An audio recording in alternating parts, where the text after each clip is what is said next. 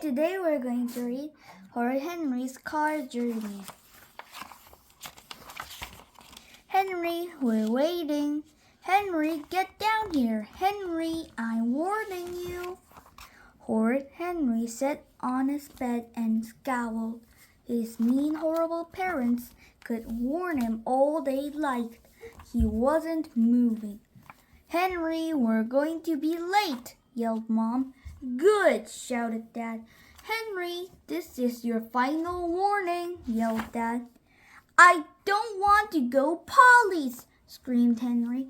I want to go to Ralph's birthday party. Mom stomped upstairs. Well, you can't, said Mom. You're coming to the christening, and that's that. No, screeched Henry. I hate Polly, I hate babies, and I hate you. Henry had been a page boy at the wedding of his cousin, Prissy Polly, when she married Pimply Paul. Now they had a prissy, pimply baby, vomiting Vera. Henry had met Vera once before. She'd thrown up all over him. Henry had hoped never to see her again until she was grown up and behind bars, but no such luck. He had to go and watch her to be dunked with a bath of water on the same day that Ralph was having a birthday party at Goose Shooter World. Henry had been longing for ages to go to Goose Shooter World. Today was his chance. His only chance. But no, everything was ruined. Perfect Peter poked his head round the door. I'm all ready, Mom, said Perfect Peter. His shoes were polished, his teeth were brushed, and his hair neatly combed. I know how annoying it is to be kept waiting while you're in a rush. Thank you, darling Peter, said Mom. At least one of my children knows how to behave.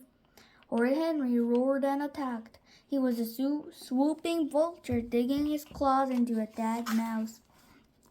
Aye, squealed Peter. Stop being horrid, Henry, said Mom. No one told me it was today, screeched Henry.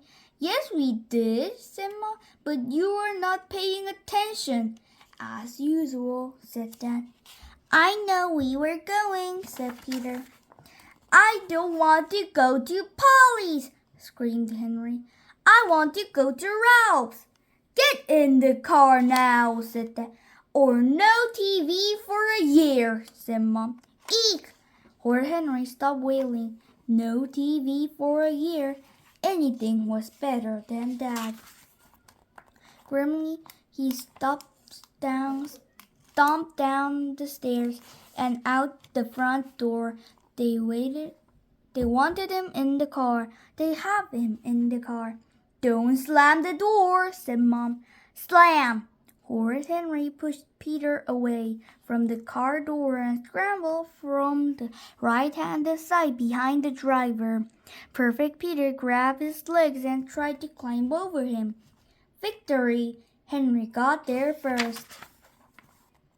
Henry liked sitting on the right-hand side so he could watch the speedometer. Peter liked sitting on the right-hand side so he could watch the speedometer. Mom, said Peter, it's my turn to sit on the right. No, it isn't, said Henry. It's mine. Mine. We haven't even left and already you're fighting, said Dad. You'll take turns, said Mom. You can swap after we stop. Vroom, vroom. That started the car. The doors locked. Chapter 3. HORRiD Henry was trapped. But wait, was there a glimmer of hope? Was there a teeny tiny chance? What was his mom always said when he and Peter was scrambling in the car? If you don't stop fighting, I'm going to turn around and go home. And wasn't home just exactly where he wanted to be? All he had to do was to do what he did best. Could I have a story tape, please? Said Perfect Peter. No, I want a music tape, said Horrid Henry. I want Mouse Goes to Town, said Peter. I want Driller Cannibals Greatest Hits, said Henry. Story, music, story, music. Smack, smack. Whoa! Stop it, Henry, said Mom. Tell Peter to leave me alone, screamed Henry. Tell Henry to leave me alone, screamed Peter. Leave each other alone, said Mom. Horrid Henry glared at Perfect Peter. Perfect Peter glared at Horrid Henry. Horrid Henry stretched slowly, steadily, centimeter by centimeter. He spread out into Peter's area. Henry's on my side. No, I'm not. Henry, leave Peter alone, said Dad. I mean it. I'm not doing anything, said Henry. Are we there yet? No, said Dad. 30 seconds passed. Are we there yet? Said Horrid Henry. No, said Mom. Are we there yet? Said Horrid Henry. No, screamed Mom and Dad. We only left 10 minutes ago, said Dad. 10 minutes! Horrid Henry felt as if they'd been traveling for hours. Chapter 4. Are we quarter of the way there yet? No! Are we halfway there yet? No!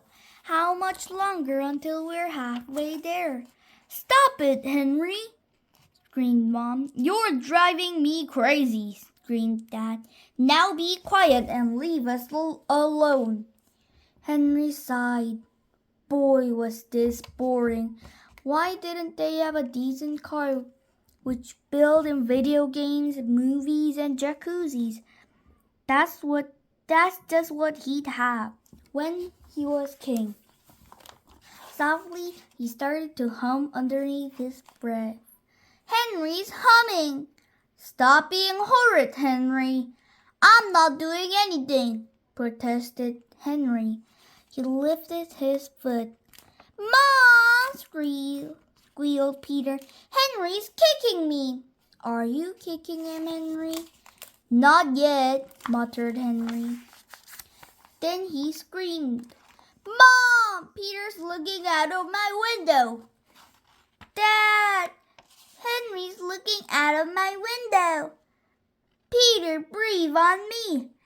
Henry's breathing loud on purpose. Henry's staring at me. Peter's on my side. Tell him to stop, screamed Henry and Peter. Mom's face was red. Dad's face was red. That's it, screamed Dad. I can't take this anymore, screamed Mom. Yes, thought Henry. We're going to turn back. Chapter 5. But instead of turning round, the car screeched into a halt at the motorway services. We're going to take a break, said Mom. She looked exhausted. Who needs a wee? Said Dad. He looked even worse. Me, said Peter. Henry? No, said Henry. He wasn't a baby. He knew when he needed a wee, and he didn't need one now. This is our only stop, Henry, said Mom. I think you should go. No, screamed Henry. Several people looked up. I'll wait in the car. Mom and Dad were too tired to argue. They disappeared into the services with Peter. Rats. Despite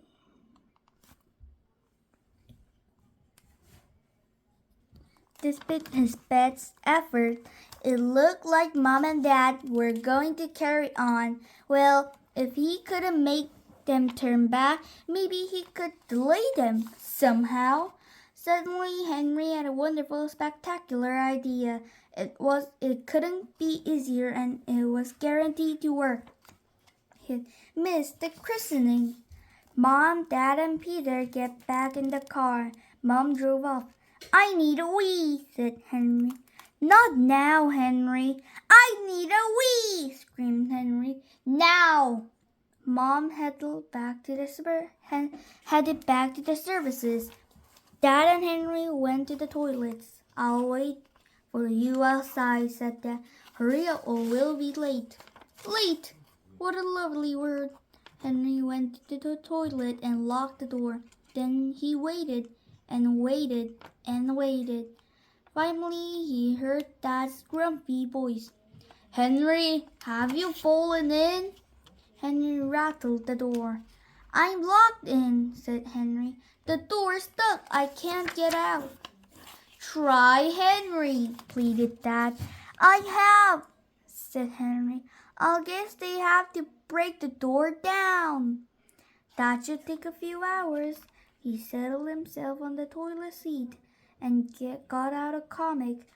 Or you could just crawl underneath the partition into the next stall, said Dad. Henry could have burst into tears. Wasn't it just his rotten luck to try to get locked in a toilet which had gaps on the sides? Henry didn't much fancy wiggling around the cold floor. Sighing, he gave the steel door a tug and opened it. Chapter 6.